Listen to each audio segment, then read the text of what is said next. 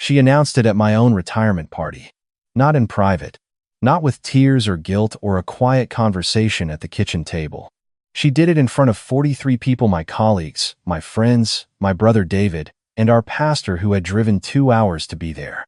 She stood up between the appetizers and the main course, clinked her glass like she was about to give a toast, and told everyone in that banquet room that she was leaving me for my business partner of 11 years.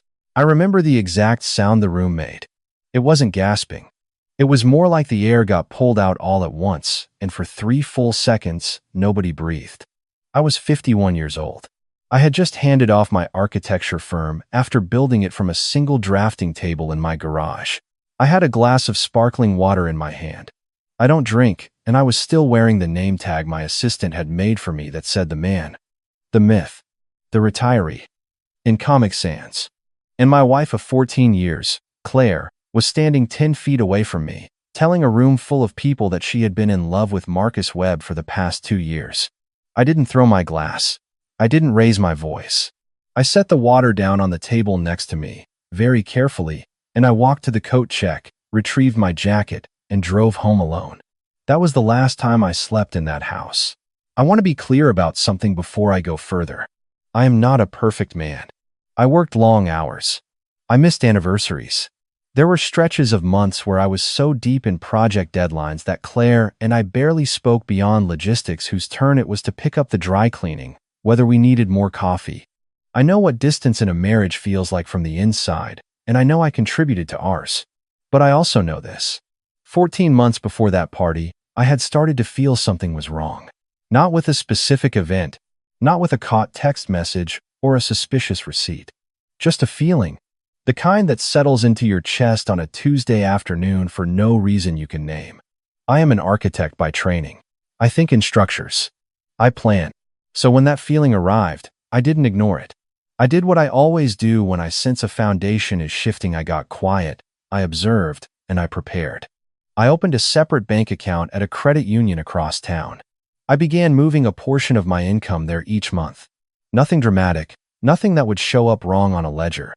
I hired an attorney, a woman named Patricia, who specialized in asset protection, and I spent 3 meetings with her understanding exactly what my exposure looked like if a marriage ended. I separated my ownership stake in the firm into a structure that was legally mine alone, documented and clean, before I finalized the transition of the business. I also kept a notebook. Dates, observations, patterns, not because I wanted ammunition, because I needed to know if what I was feeling was real or just the anxiety of a man about to retire and suddenly terrified of stillness. By the time Claire stood up at that party, I had been ready for 4 months. The manila folder on my desk at home had already been reviewed twice by Patricia. I had already signed the initial paperwork. All that was missing was the date. After I drove home that night, I wrote the date in the top right corner. Then I made a cup of coffee, sat at my drafting table, the same one from the garage, which I'd kept all these years, and I started making a list of what I needed to do in the next 72 hours. My brother David called at 11 p.m. "Daniel," he said, "where are you? People are worried." "I'm home," I said. "I'm fine." "Fine?" He paused. I know what she did, David. I was there." He went quiet for a moment. Then, "What are you going to do?" "I'm going to finish my coffee," I said. "Then I'm going to sleep. I have a 9 a.m. meeting with my attorney." He didn't know what to say to that. I don't think he expected it. Most people, when they imagine a betrayal like this, picture the aftermath as chaos, shouting, pleading, doors slammed, things thrown. They don't picture a man making a list. I learned something about myself that night. I had already done my grieving. Somewhere in those 14 months of quiet watching and quiet preparing, I had already let go of the version of my life I'd planned. The grief had happened in private, in pieces, at my drafting table at 6 a.m. with my coffee going cold. By the time the actual ending arrived, I was past it. That doesn't mean it didn't hurt. It means I had already decided that my pain was mine, and I wasn't going to perform it for anyone. Claire came home at 1 a.m. I heard her car in the driveway. I heard her key in the lock. I heard her walk down the hall and stop outside my office door. She knocked. "Daniel." I didn't answer. "Daniel, I know you're awake. There's a light under the door." "I know," I said. A long pause. Can we talk? Patricia's office, I said. Thursday at 10. She'll have the paperwork ready. You should bring your own attorney. Silence. Then, quietly. So that's it? Claire, I said, you announced it to 43 people over chicken marsala. What exactly did you think came next? She didn't answer. I heard her walk away down the hall. The guest room door opened and closed. I finished my list. Then I folded it, put it in my shirt pocket, turned off the lamp, and went to sleep in my office chair. I slept better than I had in 2 years. The next morning I was gone before she woke up. I stayed with David for 3 days while Patricia and I finalized everything. The division of assets was cleaner than most because of the preparation. The house went to Claire. I had already decided that, not out of generosity exactly, but because the house was never really mine. It was the house she had chosen, decorated, made into her vision of what our life was supposed to look like. I had simply lived in it. What was mine?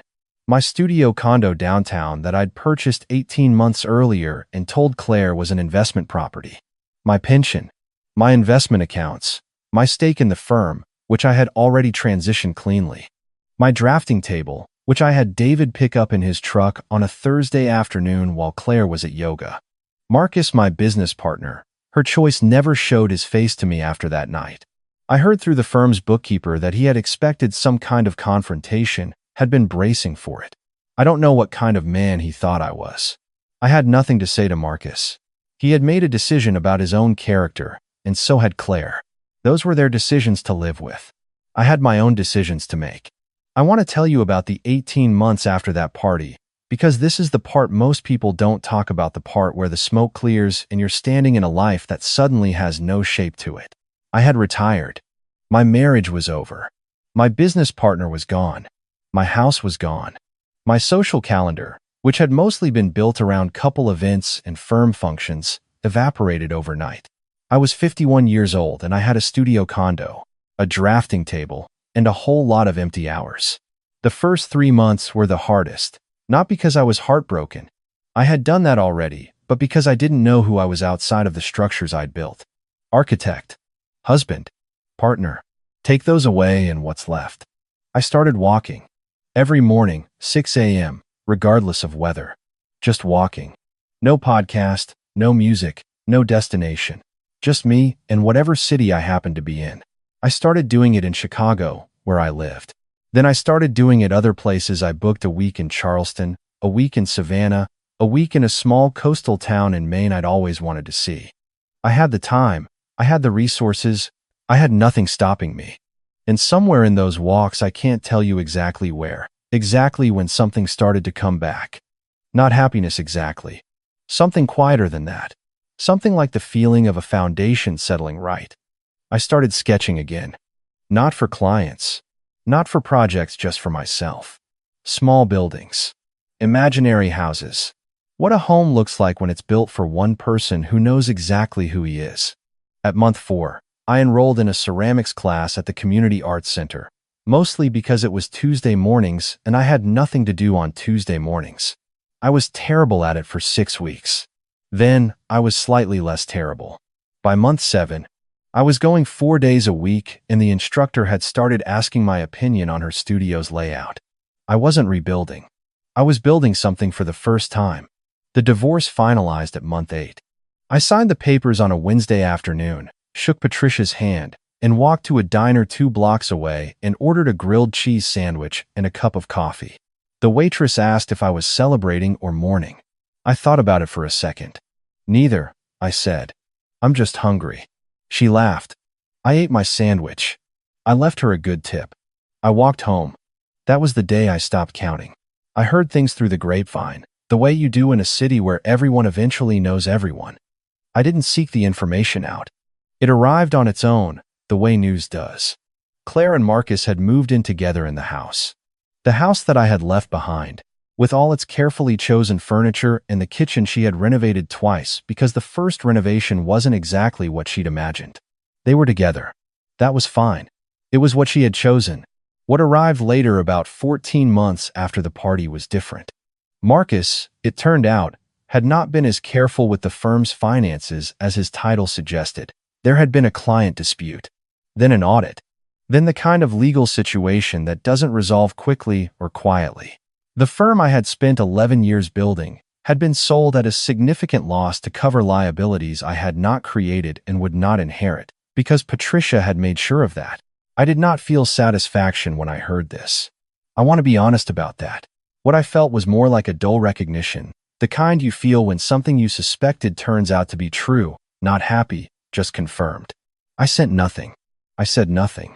I did not call. I did not check in. I went to ceramics on Tuesday and got better at sintering the clay. It was at an architecture symposium in Atlanta that I ran into her. 22 months after the party, I had been invited to speak on a panel about sustainable residential design, a field I'd pivoted into during my months of sketching in the condo. I had taken on 3 small consulting projects in the previous 6 months, not because I needed the income, but because I had found I missed the work. Not the firm, not the pressure, not the politics, just the work itself. The problem solving, the way a space can make a person feel held. I was walking out of a session on urban planning, coffee in hand, talking to a colleague from Houston, when I saw Claire standing at the registration table near the lobby entrance. She hadn't seen me yet. I had a single moment, a fraction of a second, where I could have turned left and avoided it entirely. The conference was large enough. It would have been easy. I kept walking straight ahead. She looked up as I got closer, and I watched it happen. Her face went through about 6 different expressions in the space of 2 seconds. Recognition, shock, something close to shame, then an attempt at composure that didn't quite make it all the way. She looked tired. Not badly dressed or poorly kept. Claire always took care of herself. That hadn't changed. But there was something around her eyes, some weight that hadn't been there before. "Daniel," she said. "Claire." I nodded. "I didn't know you'd be here." Marcus had a connection with the conference board. I was going to attend with him, but she stopped. Started again. "I came alone." I didn't ask about Marcus. She didn't offer more about him. We stood there for a moment in the kind of quiet that 2 people have when they have said everything and also nothing. "You look good," she said. "Thank you," I said. "Are you?" She paused. "Are you happy?" I thought about the question. I thought about the ceramics studio, and the Tuesday mornings, and the walks at 6 a.m., and the consulting work I'd taken on because I wanted to, and the small drawing I'd made of an imaginary house for a man who knew himself, and the grilled cheese sandwich on the Wednesday the papers were signed. "I'm good," I said. "I'm genuinely good." She nodded. Something moved across her face, not quite regret, not quite grief. Something more complicated than either of those. "I'm glad," she said, and I believe she meant it, in whatever way she was capable of meaning things. "Take care of yourself, Claire," I said. I shook her hand. Yes, I shook her hand. The way you do with someone you once knew well and now know from a careful distance. And then I walked to my next session, sat down in the 3rd row, and listened to a woman from Portland talk about passive heating systems in coastal homes. I took 3 pages of notes. I had questions at the end. My mind was completely, entirely present. That was the moment I knew I was done. A week after I got back from Atlanta, I got a message through LinkedIn from someone I didn't recognize at first. The name was Ryan Holloway. I looked at the profile picture for a long moment before I placed it. Ryan was Claire's son from her first marriage. He'd been 13 when Claire and I got married. We had gotten along well in that careful, slightly awkward way that a step-parent and stepchild sometimes find not close exactly, but genuine. He'd been away at college for the last few years, and after the divorce I'd assumed that connection had simply ended. The message was short. "Daniel, I hope this isn't weird. I heard you were at the Atlanta symposium. I'm actually studying architecture. 2nd year at Georgia Tech. I've been following some of the sustainable residential work you've been doing. Would you ever be open to a call? No pressure at all." I read it twice. Then I wrote back. "Ryan, not weird at all. Call me Friday at noon. Here's my number." We talked for 2 hours. He was sharp, genuinely sharp, the kind of student who asks the right questions and then listens to the full answer. He'd already done work on passive design systems. He had a project that needed a structural eye. I told him I'd take a look. He said, "Before we hung up, I want you to know I always respected how you handled everything. The way you didn't make it ugly." I was watching. I didn't know what to say to that for a moment. "You learned something from it?" I asked. Yeah, he said. I learned that the people who don't crash out are usually the ones who already know where they're going. I sat with that for a while after we hung up. He wasn't wrong. I am 53 now. I consult on 3 to 4 projects a year, all of them small, all of them chosen. I have a studio condo that has exactly the furniture I want and none that I don't. I go to ceramics on Tuesdays, and I am no longer terrible at it. I walk at 6 a.m. most mornings, and I notice the light in a way I never did when I was too busy to look. Ryan comes to visit when his schedule allows. We talk about buildings and load-bearing walls, and the way a room can make a person feel seen or feel invisible, depending on where the windows are. He is going to be a good architect. I have told him so directly, because I believe in saying true things clearly. I do not think about Marcus. I do not think about the firm's collapse, or what Claire's life looks like now, or whether any of it was worth it for her. Those are not my calculations to run. I think about the space in front of me. I think about what it should hold and how the light should fall into it and what kind of life a person could build inside it if they chose to be honest about what they actually needed. That's the only architecture that matters now. I learned that in the 14 months of preparing quietly while everything around me was already ending. I learned it at my drafting table at 6 in the morning with cold coffee. I learned it walking alone in cities where no one knew my name. Some foundations don't crack because they're never shaken. They crack because they were never built right in the first place. Mine just needed to be rebuilt by one person, this time, who knew exactly what he was doing.